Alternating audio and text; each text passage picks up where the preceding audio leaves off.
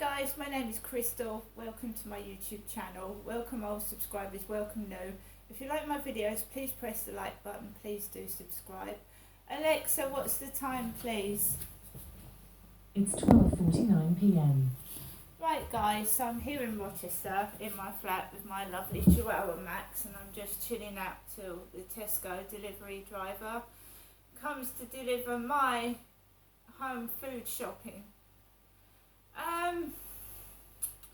So I went out approximately 10:30 this morning. I threw some rubbish out. The bin men had already been in their Dennis bin truck down Corey's Road, and I went onto the field, and as I was approaching the field I went into a waft of weed, ganja, marijuana, whatever you call it, and all it does is make me feel dizzy, unsteady on my feet, and it makes my eyes sting. So I went through a waft of ganja with Max. It also makes Max angry. It irritates Max because it makes his eyes water. So me and Max have gone through a waft of ganja going onto the field. There was a couple of blonde ladies outside the co-op. There's usually some women or men trying to sell something, because I signed up to the Dogs Trust outside the co-op, and it was a small Asian man with a moustache. There was two blonde ladies selling something outside the co-op this morning and the other day. I haven't been into the co-op this morning. I haven't got any need to. I went in there because I needed to top up my phone yesterday. So I had a walk around the field with Max, let him off. We had a fun time together. I was listening to music, old 80s music, as I was walking around the field, and I was just enjoying myself. It had got hot. I had these leggings on and it was hot and sunny. I'm an older woman. I feel a bit uncomfortable now at the age of 54 walking around in short shorts. I mean, when it's hot I wear shorts, but I don't feel comfortable. Not as an older woman, I don't feel comfortable. So when I go out with Max, it's usually an old pair of trousers or a pair of leggings. I will wear shorts if it's stifling hot and it makes you sweat. Indoors I'll wear my shorts, yeah. Like if I'm just indoors, like going around like cleaning and sorting things out, or going down to the bin, I'll wear my shorts. But things have happened, and I'm just a bit like cautious. As you get older, you don't want to look like you know what I mean. I'm just being careful. I'm just keeping my legs covered at the moment, and I don't wear low cut tops. I wear a t-shirt or a jumper, and sometimes a waistcoat. I'm older now. When I was younger you can get away with that, but not as you get older. It all hanging out, do you know what I mean? Don't look good. So I came back off the field, came back through the waft of ganja down the back of the flat, still listening to music, trying to keep myself happy, because that bloke Richard this morning, mentioned something about not spoiling my day. It's not spoiled. I went out yesterday, I got a few things, I'm quite happy, I'm quite contented. So I came back indoors, and what I do on a Thursday is try and make sure my electricity smart meter is topped up, because it was on emergency credit. The cost of living crisis is awful. Gas and electricity prices are extortionate. I have to top up my electric like every couple of days, but I mainly check it properly on a Thursday. So I saw that it was on £5 left of emergency credit, so I decided to top up my gas meter online. Now I am with British Gas, and I have been since I moved into this property 3 years ago. British Gas. So I went on the online smart meter top up, and it didn't appear to be working properly, and I attempted to top up my meter 3 times, and then I started panicking, right, because I only wanted to top it up with £25 once. So Normally, I get a receipt to my email address when I've topped up my electricity. Now I need that 20-digit number to go to the meter and top up manually because it's not going right through to the meter. So I started to panic. Has it taken 3 lots of 25 quid? Has it taken my money and I can't get my money onto the meter? So I rang British Gas and Camilla answered the phone. She said, hello, my name is Camilla. What can I call you today? I said, Crystal. So I spoke to Camilla and Camilla gave me the 20-digit number to top up my smart electric meter, and that was that. I got that sorted. But the website where you top up your meter looked dodgy to me, and I still haven't got a receipt to my email address after all that. That's fair enough. I have to top up the gas card in a post office or a shop that takes my gas card. So I do that another day. I'm also waiting for Boots, the chemist, to get my prescription so I can collect my repeat prescription of my HRT, hormone replacement therapy medication, because I'm a woman.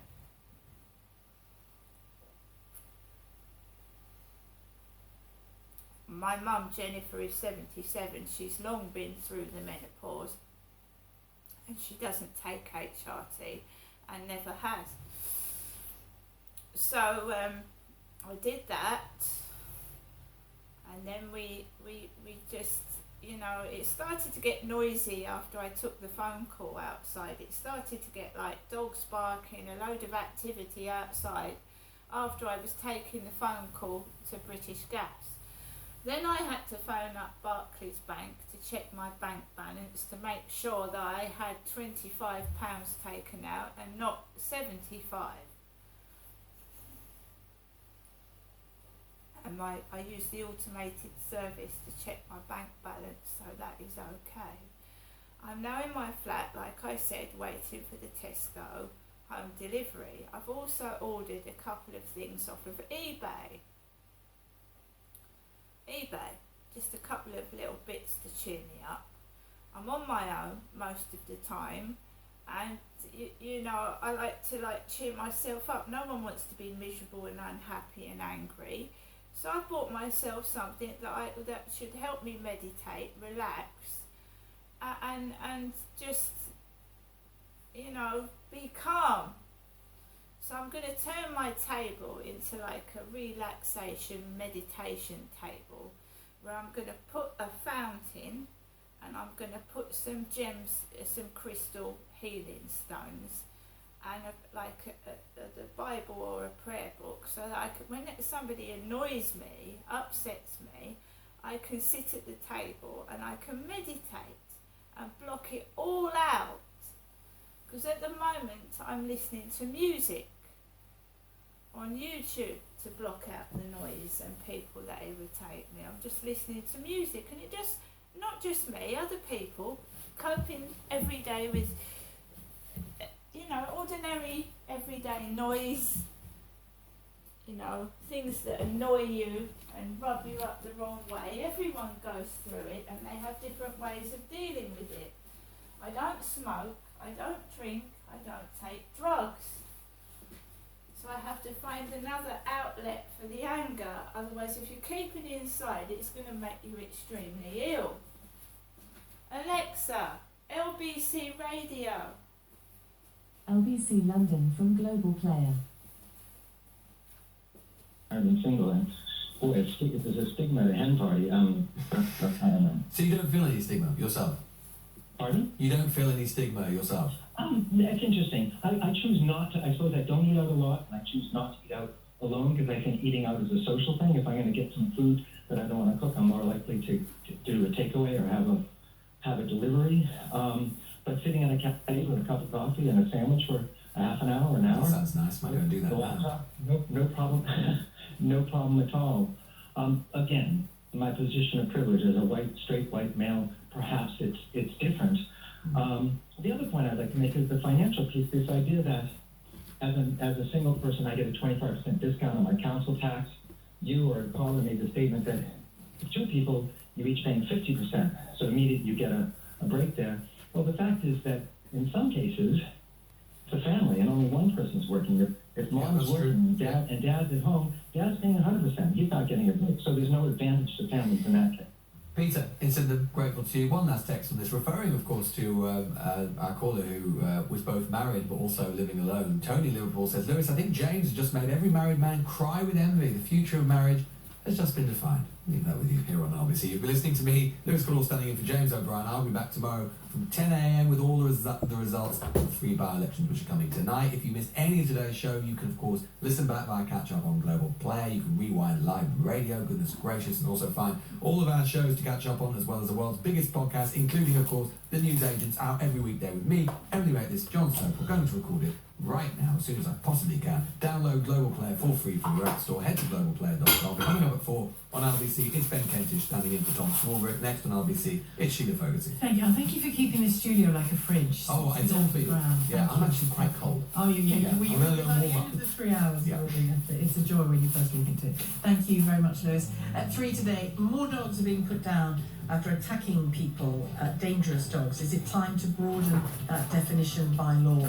At 2, the country's heart appears to be bleeding in unison for Nigel Farage, being excluded from one of the world's most exclusive banks, Coutts. But what about people who have no bank account, why that might be, and the price they pay for having no bank account? I want to focus on those people. If it's you, give me a call. Strike day again in the NHS, this time consultants, a Christmas Day service in our hospitals, but where is the Messiah to save us from all this strike action? It doesn't appear to be Rishi Sunak.